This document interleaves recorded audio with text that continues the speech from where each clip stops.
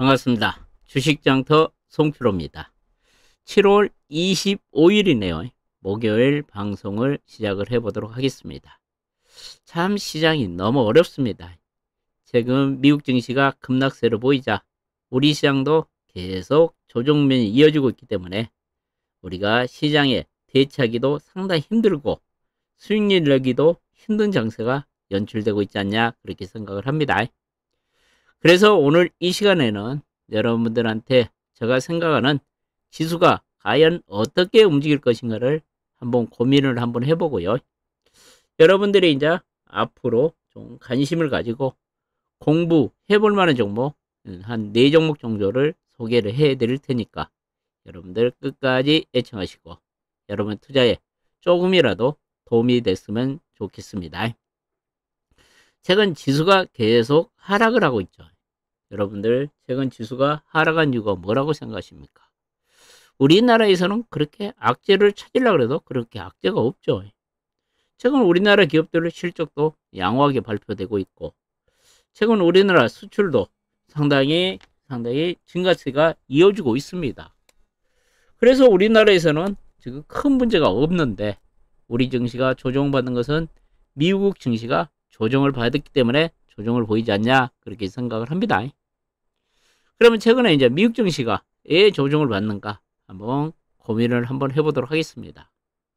이제 가장 큰 것이 이제 미국의 대선 리스크가 부각되면서 지금 미국 증시가 조정을 보이고 있죠.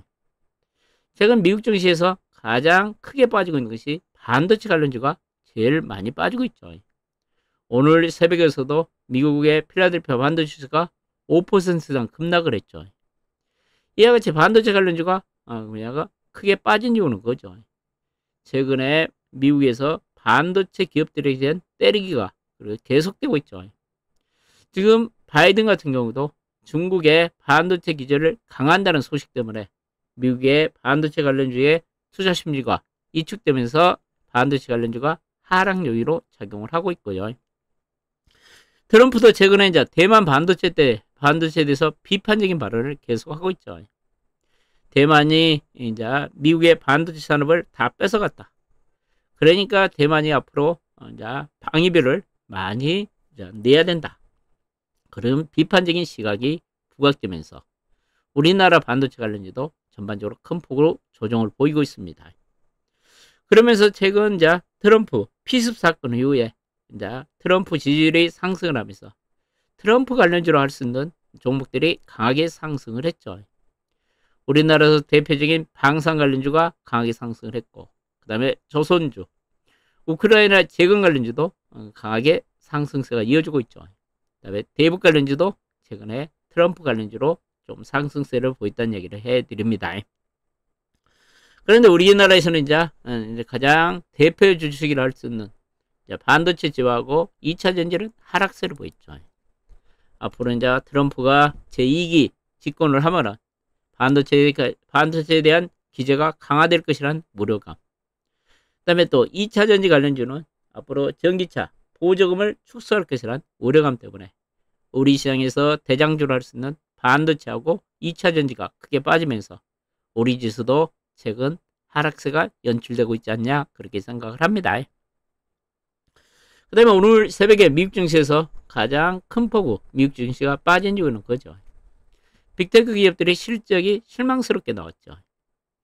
자, 최근에 이제 미국의 빅테크 기업에 대한 실적 눈높이가 상당히 높아진 가운데 이제 실적 발표가 이어졌죠. 특히 테슬라 같은 경우도 실적 발표가 있었는데 영업이익률이 크게 좀 하락을 했고 그 다음에 테슬라 같은 경우는 이제 가장 믿고 있었던 자율주행이죠. 로보택시죠.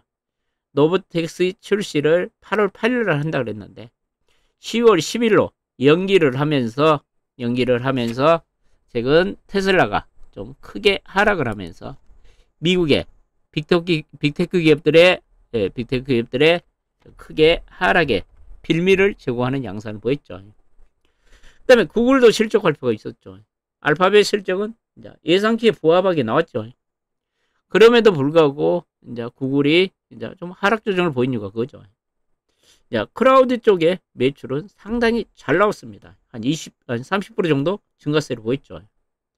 그런데 유튜브 쪽에 광고가 매출이 좀 정체되면서 그 유튜브 쪽에 광고 증가에 대한 우려감이 좀 작용을 했고, 그 다음에 또 이제 구글 같은 경우는 최근 자율주행 쪽에 한 7조 정도 투자를 한다 그러죠. 그러니까 지금 구글이 지금 투자를 너무 많이 한 것이 앞으로 실적에 부정적인 영향을 주지 않냐, 그런 우려감 때문에 오늘 시장에서 보면은 테슬라와 구글이 좀 크게 하락을 하면서 미국 시장을 하락을 주도를 했죠. 이와 같이 테슬라, 구글 같은 기업들의 실적이 좀 실망스러웠죠. 그리고 이제 이번 주에 또 메타하고 그 다음에 또 아마존 실적 발표가 있죠. 이런 기업들이 이제 또 실적이 어떻게 나오냐에 따라서 시장에 미치는 영향이 좀 있을 것으로 예상이 됩니다. 그런데 이제 미국의 빅테크급들이 실적이 안 좋으면 다른 대형주하고 반도체주 하락으로 좀 이어지고 있죠. 그래서 지금 최근 미국 증시가 빠진 이유는 첫 번째가 대선 리스크고, 두 번째는 빅테크 기업들의 실적에 대한 실망 때문에 지금 빠지고 있죠. 그 다음에 또 제가 보면은 미국 증시는 많이 올라있죠. 감매수권에 진입해 있다고 저는 봅니다. 미국 증시가 조정이 나오기 전에만 해도 S&P 500 지수 같은 것은 올해 38번째 사상 최고치를 경신했죠. 엄청나게 올해 그 S&P 500 같은 경우는 그만큼 상승세가 컸다는 얘기죠. 그러니까 최근에 이제 조정이 나오기 전에 감매수권에 진입을 했습니다. 나스닥 지수 같은 경우도 올해 27번째 사상 최고치를 경신했죠. 그래서 제가 보면 최근에 이와 같은 미국 증시가 가일 상태에 진입을 했기 때문에 조정의 빌미를 좀 이와 같은 것들이, 그러니까 대선 리스크하고 빅테크 기업들의 실적이 조정의 빌미를 제공하지 않았냐, 그렇게 생각을 합니다. 그러면 이제 앞으로 이제 미국 증시나 우리 증시가 이제 어떻게 될 것인가 가장 중요하겠죠. 지금 보면은 대선 리스크가 단기간에 해결될 문제가 아니죠. 이제 빅테크 기업들은 이제 오늘부터 또 메타하고 그 다음에 또 아마존이 실적 발표가 있고, 8월 1일 날은 애플 실적 발표가 있죠. 그런 기업들이 실적이 잘 나오면은 빅테크 기업들의 실적 실망감은 사라질 수가 있죠. 그 다음에 이제 감매수권에 이제 진입한 것은 최근 조정을 받았기 때문에, 이제 최근 미국 증시가 조정을 받았기 때문에 이제 가일 양성은 해소되고 있죠. 이제 남은 것은 대선 리스크만 남아 있는데, 이것도 최근에 이제 바이든이 이제 후보 사퇴를 하면서 정상적인 대선 구도가 형성되고 있죠. 그래서 지금은 당분간은 미국의 대선 리스크도 좀 축소되지 않을까, 그렇게 생각을 합니다. 그러면 여러 가지를 종합을 해보면 이제는 기술적인 반등이 나올 시점이 되지 않았냐, 그렇게 생각을 합니다. 제가 이제 오늘 시장에서 이제 오늘까지 끝난 시장의 이제 지수를 한번 조정폭이 어느 정도 된가를 한번 제가 체크를 한번 해봤습니다. 미국의 3대 지수부터 한번 체크를 한번 해보도록 할까요? 미국의 이제 다우지수부터 한번 보면요. 다우지수가 보면은 최근에 7월 18일 날이죠. 고점이 41,376포인트죠. 오늘 종가가 다우지수가 보면은 이제 39,853포인트로 마감을 했죠. 그러면 제가 이제 다우지수를 한번 하락폭을 한번 계산을 해봤습니다. 41,000포인트에서 39,000포인트. 최근 하락폭이 1,523포인트죠. 퍼센트로 한번 계산을 해보니까 다우는 한 3.6% 정도, 3.6% 정도 조정을 받고 있네요. 3.6%인데요. 그 다음에 나스닥을 한번 더 계산을 해봤습니다. 나스닥은 최근에 조정이 어느 정도 받았는가를 한번 계산을 해봤습니다. 나스닥도 보면은 7월 11일 날 나스닥 지수가 18,671포인트를 찍었죠. 그러면 오늘 종가를까지 한번 계산을 해보니까 오늘 종가가 17,342포인트입니다. 그러면 조정폭이 보면은 1,329포인트죠. 그러면 이제 퍼센트로 한번 해볼까? 7.1%입니다. 나스닥은 상당히 조정폭이 상당히 크죠. 여기서 여기까지만은 지금 7% 정도는 상당히 많은 조정을 받았습니다. 우리가 미국장에서 보통 자 지수가 10% 이상 조정을 받으면 장기 조정에 들어간다는 얘기를 하죠.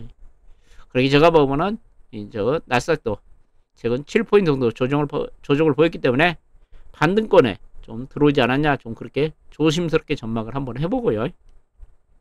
그 다음에 S&P 500도 제가 한번 따져봤습니다. 7월 16일 날 5,669포인트로 그랬더라고요. 어제 종가가 5,427포인트로 한 242포인트 정도가 빠졌더라고요. 그럼 퍼센트로 따져보면 4.2%가 빠졌죠. 그러니까 미국 3대 지수 중에서는 나스닥 지수가 가장 큰 폭으로 7.1% 정도 조정을 받았다는 얘기죠. 그러면 어느 정도 제가 보면은 이제 감매도권에 진입하면서 나스닥 지수가 반등이 나올 시점이 되지 않았냐, 그렇게 생각을 합니다. 우리 지수는, 우리나라 종합주가지수는 미국의 나스닥 지수하고 상관계수가 0.7% 정도 됩니다. 다시 한번 쉽게 말씀드리면은 미국의 나스닥 지수가 오르면은, 상승을 하면 우리 증시도 70% 정도 상승할 확률이라는 얘기죠. 그러니까 미국의 나스닥 지수가 이제는 좀 반등이 나올 시점이 되지 않았냐, 좀 그런 생각을 하기 때문에 우리 증시도 좀 반등이 나올 시점이 다가오고 있지 않냐, 저는 그렇게 조심스럽게 예측을 합니다. 그러면 이제 우리 증시에 내가 조정폭을 한번 계산을 한번 해봤습니다. 최근 우리 증시가 조정폭이 상당히 컸기 때문에 그러면 거래시장하고 코스닥 시장이 어느 정도 조정을 받았는가 한번 제가 계산을 해봤습니다. 자, 거래소 시장 가정 코스피 같은 경우는 7월 11일 날 2896포인트를 기록을 했죠. 그러면서 최근 지속적인 하락세를 보였죠. 제가 한번 정확히 한번 계산을 해보니까요. 코스피가 7월 11일 날 2896포인트를 기록하고 오늘 2703포인트로 마감을 했죠. 저점이 2307포인트라고요. 그러면 지수가 단기간에 193포인트 조정을 받았죠. 그러면 코스피가 6.6% 정도 조정을 받았더라고요. 그 다음에 이제 코스닥을 보니까 코스닥은 7월 7일 날 864포인트를 기록하고 오늘 794포인트로 마감을 했죠. 그러면 조정폭이 한 70포인트 되도록 70포인트 정도 조정을 받았죠. 제가 퍼센트로 계산해 보니까 8.1% 정도 조정을 받았습니다. 그러니까 지금 우리 코스피는 단기에 6.6% 정도, 코스닥은 8.1% 정도 조정을 받았죠.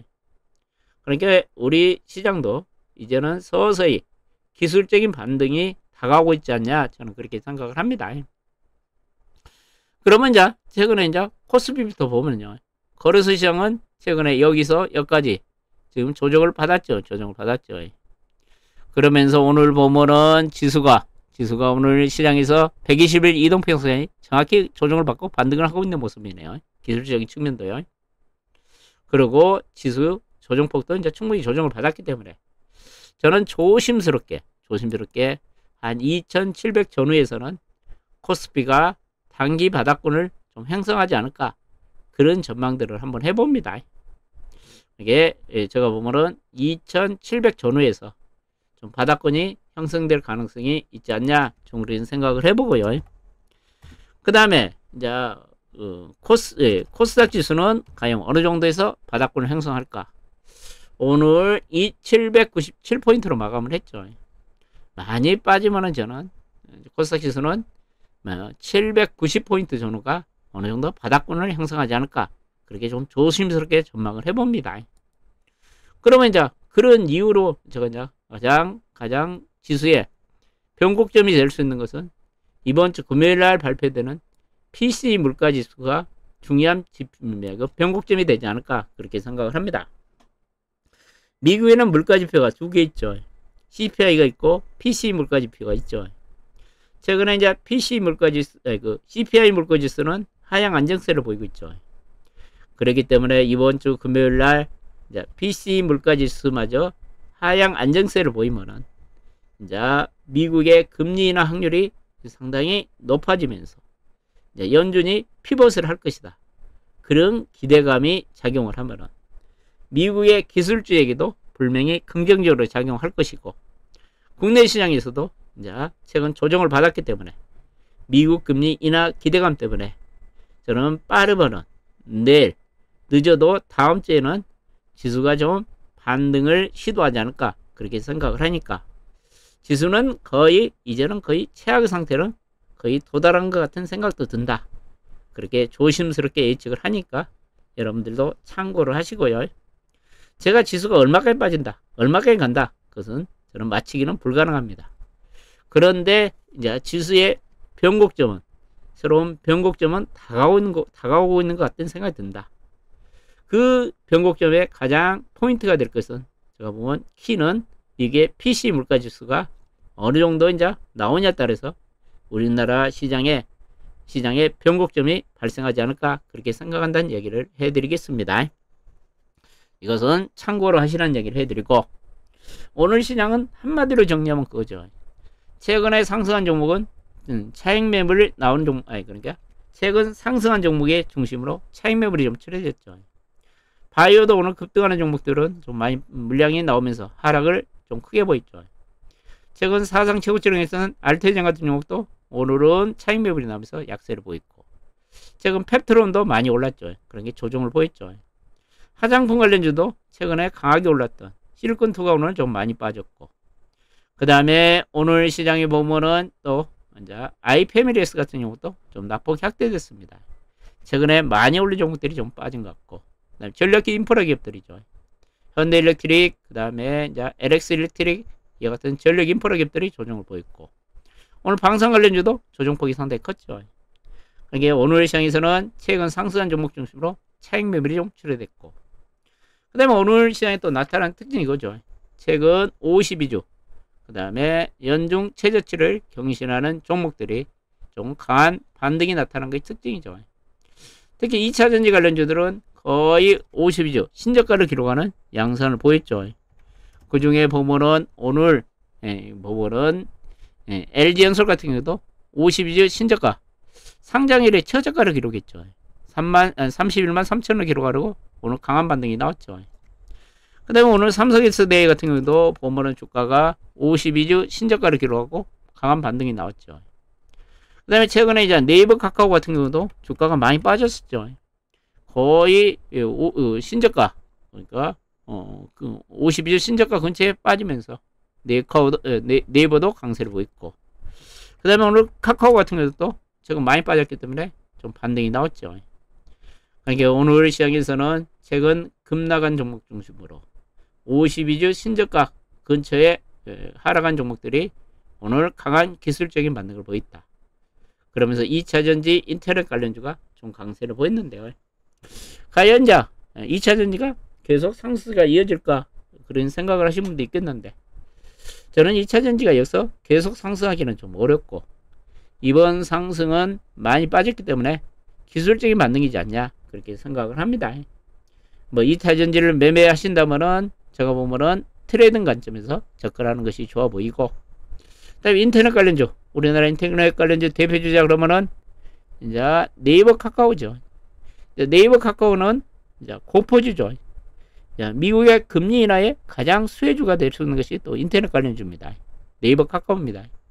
최근 악재가 충분히 반영되어 있다고 생각을 합니다. 네이버 카카오는요. 만약에 가지고 계신 분들은 지금은 계속 홀딩하는 전략이 좋지 않을까 그렇게 생각을 합니다. 그러면 여러분들한테 이제 이 시간에 여러분들이 한번 공부를 해보고 한번 관심 가져볼 종목, 한번 네 종목을 한번 간단하게 말씀을 드릴게요. 제가 이제 셀트론은 제일 편하다 그랬죠. 셀트론 가지고 돈 벌기가 제일 쉽겠다는 얘기를 했습니다. 제가 여러분들한테 지난주부터 계속 그 이야기를 하죠. 욕심 안 부리고 내가 연말까지 주식 투자해가지고 30%에서 50% 수익률 내겠다. 그러면 셀트론 사가지고 가만히 가지고 계시면은 여러분들 돈을 벌 수 있다는 얘기를 해드렸죠. 저 이야기를 사신 분들은 오늘까지 보면은 거의 10% 정도 수익률 났겠네요. 벌써요. 제가 지난주부터 계속 안전하다. 빠질 자리도 없다. 빠져봤다 17만 5천원이라는 얘기를 했죠. 이제 서서히 올라가죠. 자, 이런 것은 여러분들은 오늘 오른 것은 오른 거라 생각하지 마셔야죠. 이제 이러다가 이제 주가가 급등할 가능성이 있죠. 계속요. 신경 쓰지 마시고 만약에 셀트론을 사신 분들은 계속 홀딩하는 전략이 좋아 보인다는 얘기를 해드리고 싶네요. 셀트론은 계속 관심을 가지고. 이제 대부분 사람들이 그러죠. 제가 여기 때 움직이지 않을 때 사람은 안 사죠. 이제 오늘같이 또 급등하니까 따라가죠. 제발 그러지 마시기 바랍니다. 제가 주식을 오래 해봤는데 이렇게 상승할 때 따라가면은 절대 돈 못 봅니다. 주식은 이럴 때, 안 움직일 때, 남들이 안 쳐다볼 때 사가지고 기다리는 사람이 성공을 하지 않냐, 그렇게 생각을 합니다. 셀트론은 계속 한번 홀딩 한번 해보시라는 얘기를 해드리고요. 자, 일요일날 여러분들한테 이제 분호라는 종목을 좀 소개를 해드렸죠. 이번 주 한번 관심 가지라 그랬죠. 분호 주가 뭐 크게 움직임은 없고 손해난 것도 없죠. 지금 바닥권에서 거래량이 좀 수반되고 있는데 치고 가지를 못하네요. 이제 제가 이번 주에 여러분들한테 관심 가지라는 이거 그죠? 28일부터 이제 행사가 하나 있다 그랬죠. 세계 알츠하이머 협회에서 이제 세미나를 개최한다 그랬죠.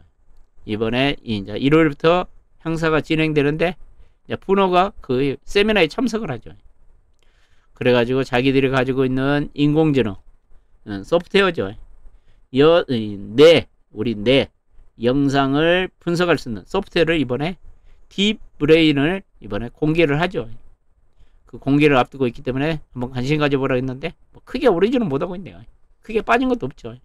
뭐 사신 분들, 손해나신 분은 없을 것으로 판단이 되는데 최근에 이제 분호 같은 경우는 제가 이제 공부를 해보면요, 의료용 인공지능 소프트웨어 중에서는 가장 내가 보면은 주가가 탄력적으로 움직일 가능성이 있는 것 같아요. 최근 얘들이 심전지, 우리가 심장이 정지되는 것을 예측할 수 있는 심정지 예측 프로그램인 디캅스를 가지고 있죠. 그 디캅스가 지금 우리나라 92개 병원에 지금 납품이 되고 있고, 최근 서울 삼성병원이 지금 이 소프트웨어를 도입을 시작을 했답니다. 그러면 앞으로 우리나라 빅5 병원에서 얘들의 디캅스를 지금 도입을 할 것으로 예상이 됩니다. 그러면서 매출이 빠르게 지금 성장을 하고 있고, 그 다음에 하반기에 이와 같은 FDA 또 승인도 기대되고 있기 때문에 자, 하반기 4분기부터는 흑자 전환에 성공할 것 같고, 내년부터는 실적이 좋아질 것 같으니까 분호 같은 경우도 한번 공부를 해보시고 마음에 드시면 한번 관심을 가지면 어떨까 그렇게 생각을 합니다. 제가 여러분들한테 최근에 계속 한 3일간입니까? 제가 아침 방송에 이틀간입니까? 제가 한 3일 정도 된 것 같기도 해요. 제가 여러분들한테 계속 추천드리고 있는 거 있죠. 추천드리고 있는 것이 있죠. 요즘에 IMBDX라는 종목을 제가 추천을 계속 드렸죠.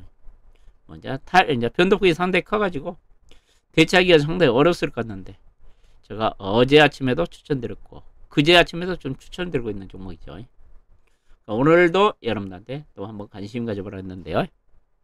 자, IMBDX라는 종목이 뭐 하는 회사냐면요, 여러분들 우리가 암을 진단받기 위해서는 좀 여러 가지 절차가 복잡하죠. 쉽게 해서 암 진단받기 위해서는 여러분들 조직 검사를 하죠. 그 다음에 또 뭐 합니까? CT 촬영을 많이 하죠. 그 다음에 MRI 촬영을 하죠. 그 다음에 내시경 검사를 하죠. 이런 복잡한 절차를 가지고 우리가 암 진단을 받죠. 그렇기 때문에 시간도 많이 걸리고 비용도 상당히 많이 들어가죠. 그런데 IMBDX는 이런 절차를 무시하고 오직 여러분들 우리 혈액 가지고만 암을 진단할 수 있는 그런 진단 키트를 가지고 있습니다. 그러면서 현재 얘들의 8개 암을 진단할 수 있는데 앞으로 올해 20개 암을 피로만 진단할 수 있는 그런 키트를 개발할 것으로 예상이 되고 있고, 지금 8개 암을 지금 진단할 수 있는 그 진단 키트를 작년 11월에 출시를 했습니다. 가격이 한 100만원 정도 했는데 그 가격을 이제 30만원대로 다운을 시킨다는 얘기가 나옵니다. 그러면 내가 보면 반응이 상당히 좋지 않을까 그렇게 생각을 합니다. 특히 여러분들 우리가 우리가 폐암이나 췌장암이나 간암 같은 경우는 조기 발견이 상당히 어렵죠. 이런 조기 발견 어려운 암까지 이 진단 키트를 이용하면 조기 발견이 가능하겠죠. 앞으로 이제 가격이 다운되면은 이 진단 키트를 이용하는 이용자가 엄청나게 늘어나지 않을까 그렇게 생각을 합니다. 그러니까 이 종목도 한번 IMBDX 한번 관심 한번 가져보시라는 얘기를 해드릴게요. 그 다음에 이제 여러분들한테 좀 이야기해드리면 크로스를 한번 이야기를 해드리고 싶네요. 제가 얘도 아침 방송에도 여러 번 좀 언급을 하고 있죠. 우리나라에 이제 의료용 수술 로봇을 만든 업체는 이 크로스하고 그 다음에 고용이 있죠. 고용은 앞으로 지금 FDA 승인을 못 받았죠. 그래가지고 지금 승인을 받을 대기를 하고 있죠. 크로스 같은 경우도 이제 하반기 FDA 승인을 받을 것으로 예상이 되고 있는데, 특히 이제 크로스는 이제 그 관절, 우리가 그 정형외과 관절 수술 로봇을 지금 그 만들고 있는 업체죠. 작년에 이제 관절용 수술 로봇을 88대를 팔았죠. 그 중에 60대를 해외 수출을 했습니다. 그만큼 이제 해외에서 보면은 이제 기술력이나 그 다음에 가격 경력을 확보하고 있기 때문에 최근 상당히 고무적인 실적이 나올 것으로 예상이 되고 있습니다. 주가도 어느 정도 바닥권에서 어느 정도 지금 바닥권을 형성을 하고 있죠. 지금 다른 로봇 관련주는 못 움직이는데 미국에서 보면은 자 수술 로봇 관련주는 흐름이 상당히 좋습니다. 미국의 다빈치 수술 로봇을 만들고 있는 인티브 서지컬 같은 경우도 주가 흐름이 좋고, 그 다음에 스트라이크 같은 미국의 수술 로봇 관련주도 주가 흐름이 양호한 편입니다. 지금 크로스도 주가가 25,000원에서 최근 거의 반토막 이상이 났죠. 바닥권에 있는 것 같으니까 얘도 한번 공부를 한번 해보시고 마음에 드시면 한번 관심을 가져보시기 바랍니다. 오늘도 끝까지 애청해 주셔서 대단히 고맙고, 여러분들 지금 시장이 너무 어렵습니다. 그러니까 모든 분들 화이팅 하시라는 얘기를 해드리면서 오늘 방송을 마치도록 하겠습니다. 끝까지 애청해 주셔서 고맙습니다.